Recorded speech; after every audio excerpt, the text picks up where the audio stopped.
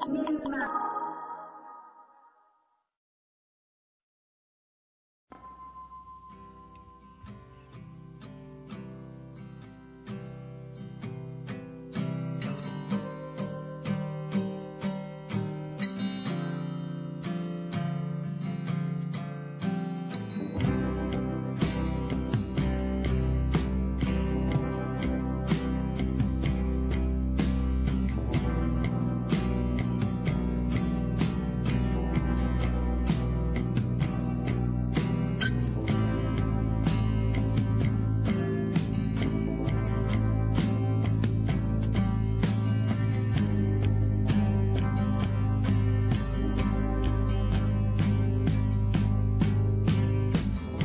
couple years ago, I was with my family, and we were spending some time in this cabin in the woods on the edge of this remote lake. And I mean, we were deep in the middle of nowhere.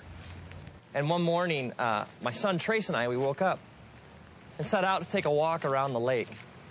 It was one of those mornings, like not a cloud in the sky, and the birds are singing, and my son Trace, he's about a little over a year old at the time. And so he's making all these little chirps and squawks that one-year-old boys make. And I had him in one of those hiking backpacks where he rode back here. So as I walk along, I can hear him making all his noises. And so we head out through the woods to walk around the lake. And it's just one of those, do you ever have those moments, like, if you could just freeze them? It's just so beautiful. And we get to the other side of the lake, and we're exactly at the halfway point. We're the farthest possible point from the cabin, and we're rounding the bend to head back, and I look up and I notice clouds. And then it starts to rain.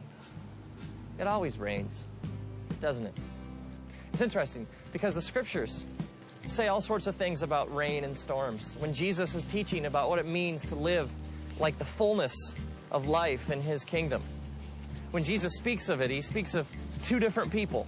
He speaks of a person who builds their house on sand, someone who chooses to reject his teachings, and someone who builds their house on rock, who chooses to build their life on Jesus' teachings. And then the metaphor he uses is that of a storm that comes, and the person who rejects his teachings and his truth, essentially the house built on sand just gets destroyed, but the house that's built on rock stands. So this idea, Jesus says, when the rains come, it's not like they might, they do. It rains in our lives a lot. At first, there's a drop here and a drop there, and so I put Trace's hood over his head.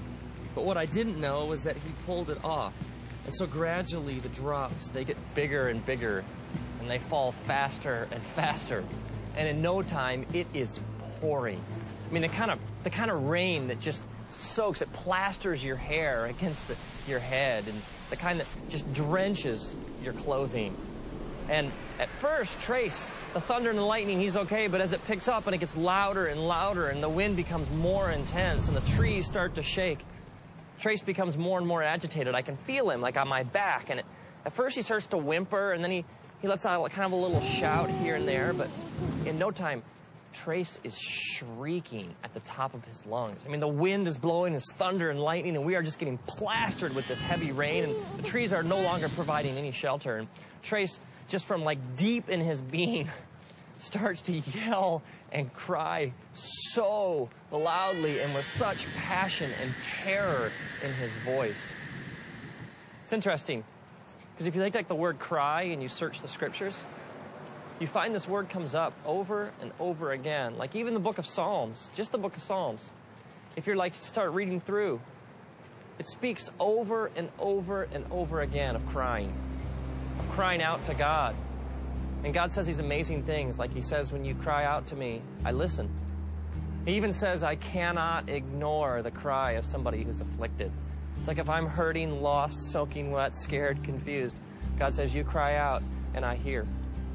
God even says that when you cry, he's close to the brokenhearted.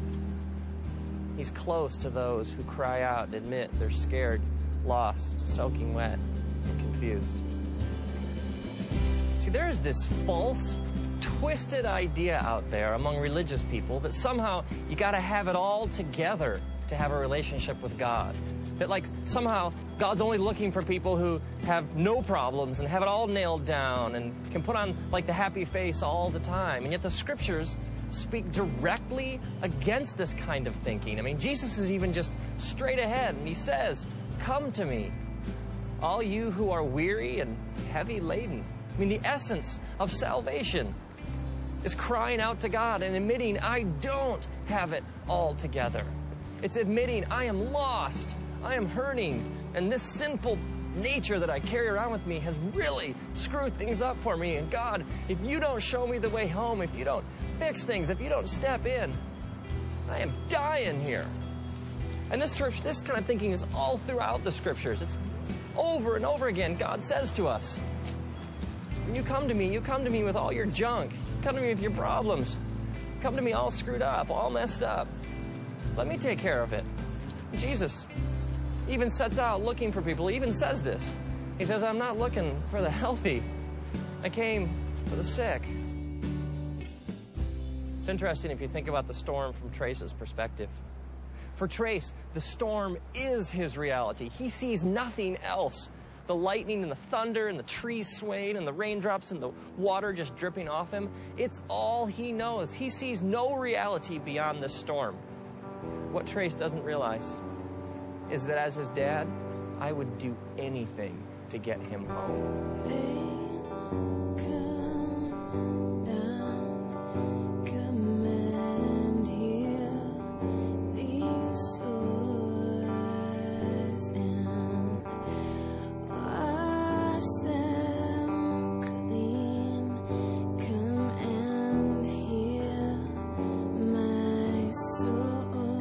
So at this point, Trace is shrieking at the top of his lungs in stereo right behind my head. And I stop, and I kneel down, and I take him out of the pack. And I pull him close to my chest, and I wrap my arms around him. And I hold him so tightly up against my heart. And for the last mile of our walk, the entire time, I bend over and I whisper into his ear over and over again, I love you, buddy. We're gonna make it. Dad knows the way home. We're gonna make it. I love you, buddy. And over and over and over again, through the storm, I carry him home, clutched tightly against my chest, whispering, I love you, buddy. We're gonna make it. Now imagine if, like, years later, Trace is in therapy or something, and he drags up this repressed memory of the walk. And he comes to me and he's like, Dad, what'd you let me go through that for? I got all this junk inside me. I thought you loved me. How could you have exposed me to something that horrible, that storm? I mean, why didn't you protect me? I would be crushed. Because for me, that walk was one of my deepest, most intimate memories of my life with my son. I wouldn't trade that experience for anything. Maybe you're bitter or you got all this anger inside because of some things you've been through, some storms in your life. And you're wondering if he really loved me, if God really was there, he wouldn't have let me go through that. And maybe God is saying, no, man, don't you understand? I got to hold you tight. And I got to remind you over and over again, I love you, buddy. As it says in the scriptures, the book of Deuteronomy, chapter 1, God's reminding his people of how good he's been to them.